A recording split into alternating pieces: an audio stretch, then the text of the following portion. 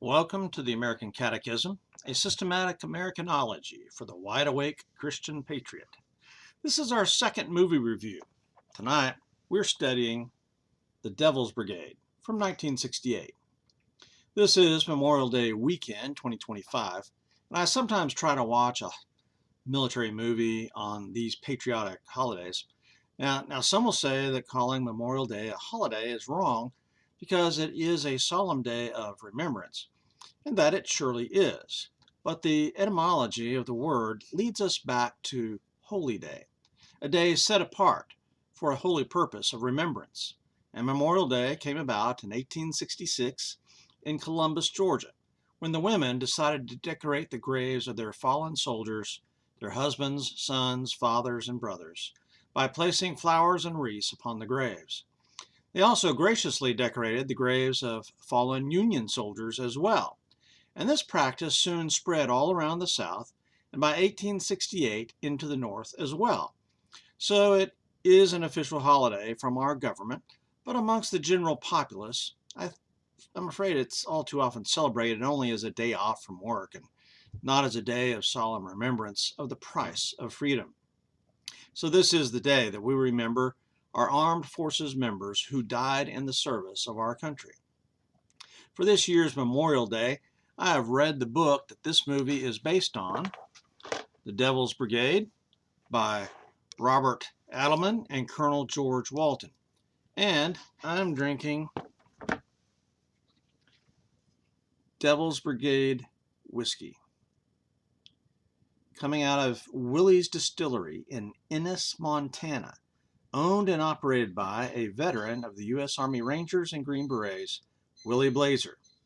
Now, on to the movie. Just the facts. This movie was released in 1968 by United Artists, produced by David Wolper, directed by Andrew McLaughlin, screenplay by William Roberts, music by Alex North, and it is based on this book, The Devil's Brigade. So these two go together. It stars William Holden, Cliff Robertson, Vince Edwards, Claude Aiken, Carol O'Connor. It grossed $8 million in the box office, and this DVD by MGM has a runtime of 2 hours 11 minutes, cost $21 on Amazon or $14.92 for Blu-ray. The plot. The movie is based on real people and events during World War II. In 1942, a plan to send commandos into Norway to fight the Nazis was forwarded to the Americans by the British. Lieutenant Colonel Robert T. Frederick was tasked to study this idea and formulate a response. His analysis was that the plan was unworkable.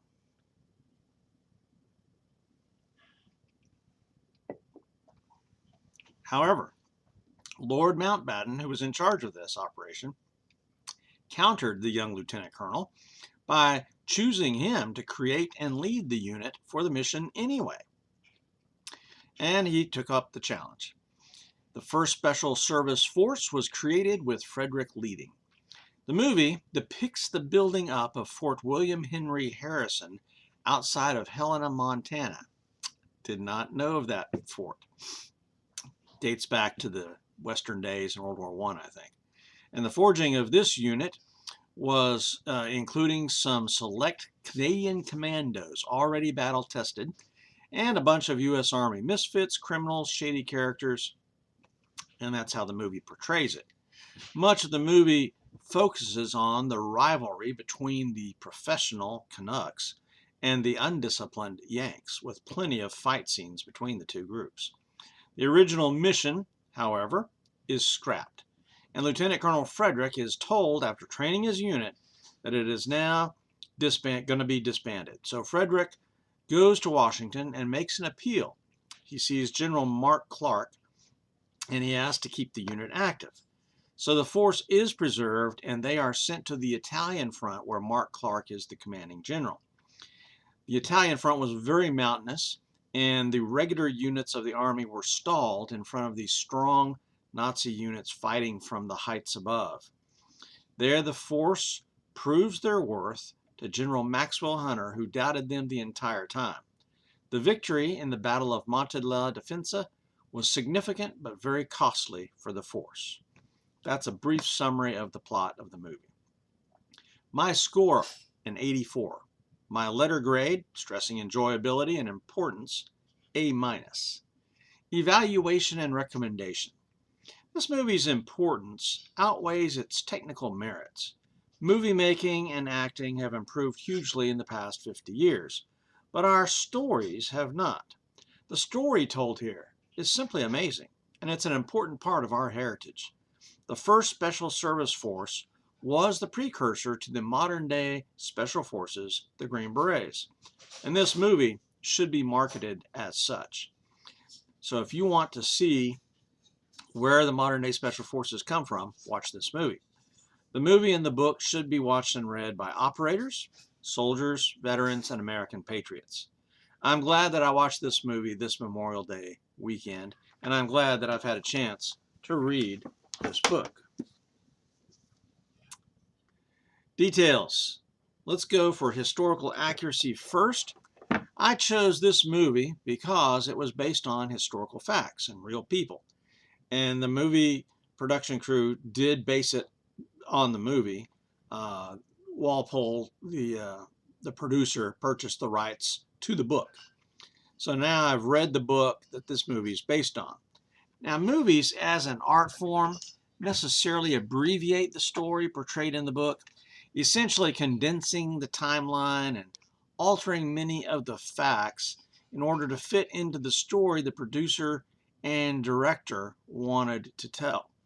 This movie was representative of the basic facts of the force, but chose to emphasize some elements for dramatic effect, and in doing that, they kind of overplayed their hand, I think. The force was not as full of criminals as portrayed in the movie, and the rivalry with the Canadians was not nearly so dramatic and deep. The training that they showed in the movie was very abbreviated but reasonably accurate, including a 30-mile forced march, snow skiing, obstacle courses, and hand-to-hand combat training with a hand-to-hand expert named O'Neill. The movie condensed the back and forth between Frederick and Washington brass, but is accurate enough to give the gist of the story. The battle for Monte la Defensa in Italy was a real battle, and the force really did climb up that mountain to get on the Germans' blind side to win that initial battle very quickly.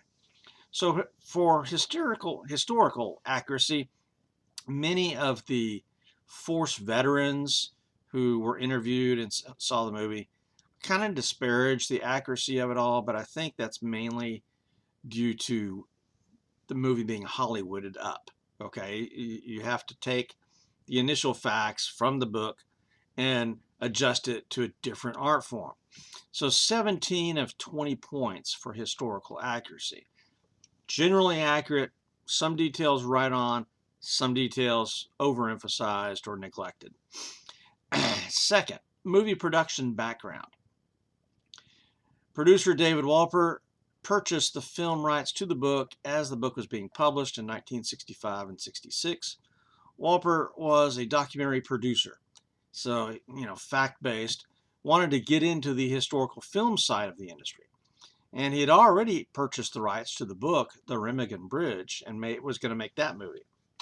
This movie was filmed largely at Camp Williams, Utah, with help from the 19th Special Forces Group and the Utah National Guard. But some scenes were filmed in Italy, and I think one scene was filmed in London.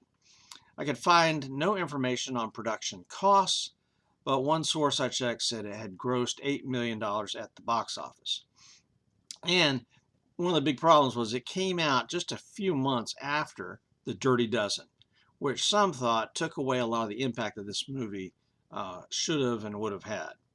So movie production background, 3 out of 5 points, because I just didn't get enough information.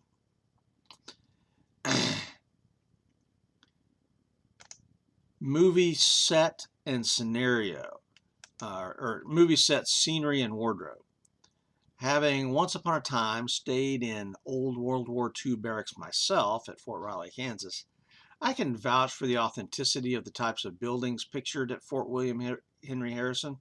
They're not filmed in Montana. It looked close enough to be convincing to me. The scenes set in Italy, generally speaking, match the terrain depicted in the book, with the exception that the actual battle was fought in winter weather with fog, rain, cold temperatures, and snow, and a lot more of the real action was at night than the movie projects. But you pay a price in accuracy for production value. The gear the soldiers are shown to be carrying, I think, lacked a large degree of accuracy. In the real battle, the men carried a lot more gear, ammo, weapons, etc., which in turn made the climb up the mountain even more heroic than depicted. So I think there could have been some improvements with that aspect of the wardrobe and scenery. 8 out of 10 points. Music. The music was composed by Alex North, who adapted some of his music from his proposed theme for the TV show The Rat Patrol.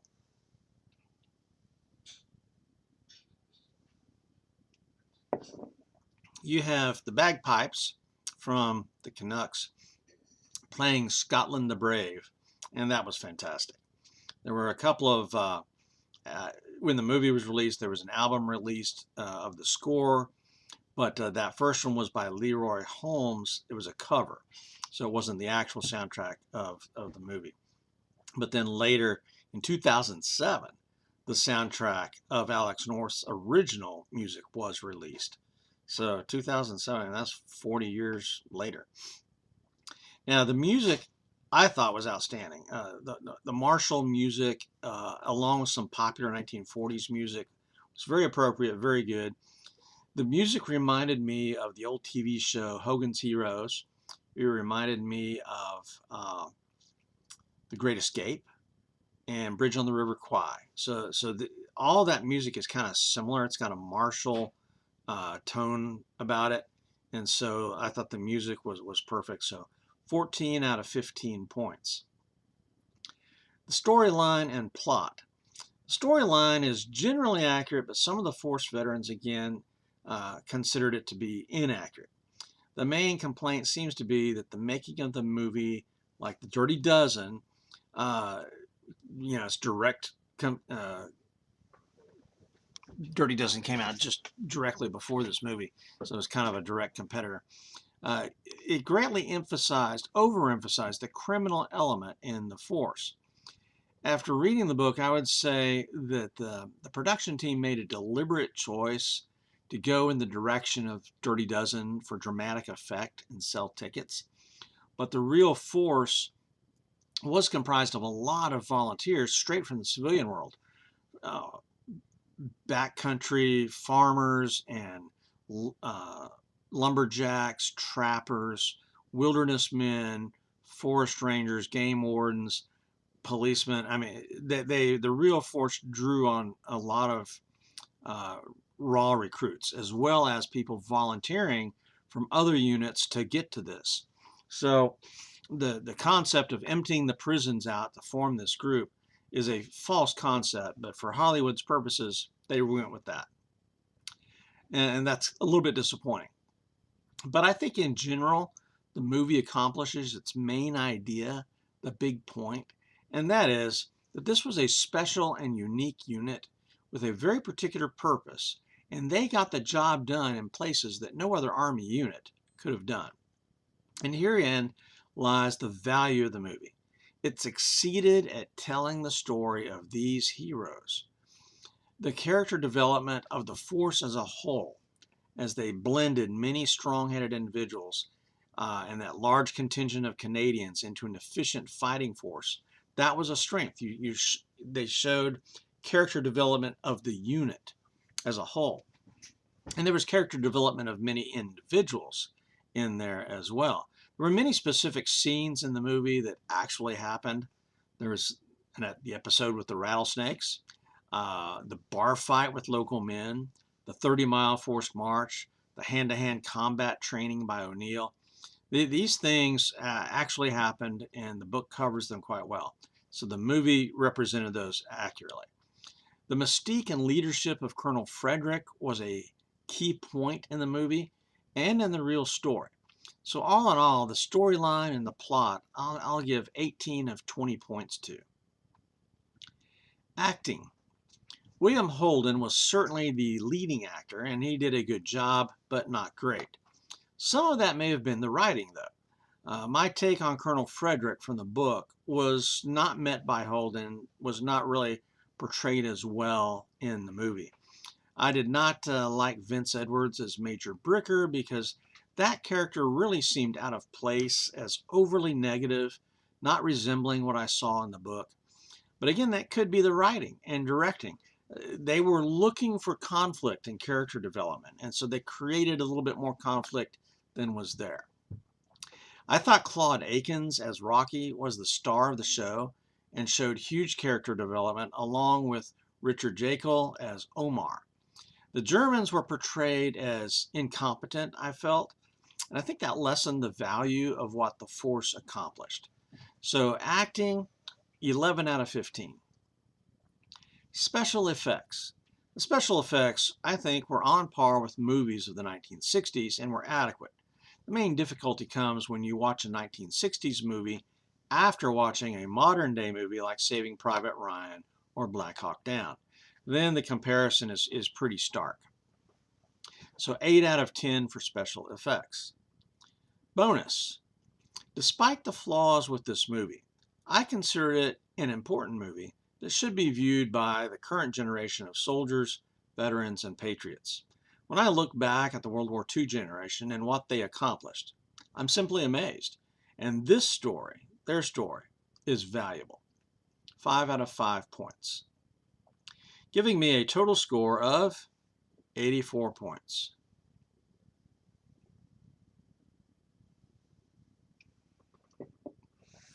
My letter grade for enjoyability and importance, A-. Evaluation recommendation. This movie's importance outweighs its technical merits. Movie making and acting has certainly improved hugely in the last 50 years, but our stories have not. The story told here is amazing and is an important part of our heritage. The first Special Service Force was the precursor of the modern-day Special Forces, the Green Berets, and this movie should be marketed as such. The movie and the book, I think, should be watched and read by operators, soldiers, veterans, and American patriots. I'm glad that I watched this movie this Memorial Day weekend. Now, the book is going to be hard to come by. This is a used copy that I got on Amazon, and so there's not many of these left. There is another book out that's more recent, and that's this book, and this is an oral history. The other book by Adelman is also pretty much an oral history, but a lot more of his comments and commentary going on here. But this is just 100% oral history going on here. But this book is based largely on this one, and so there's a lot of the same quotes, I think, are going on there. In conclusion, this Memorial Day weekend, remember the fallen. God Almighty has preserved these United States of America and our Constitution through the hard work and sacrifices of many thousands who gave their lives so that we could stay free. Say a prayer of thanksgiving to God for these brave soldiers. In hoc signo vinces, this is Stab the Dragon for American Catechism, out here.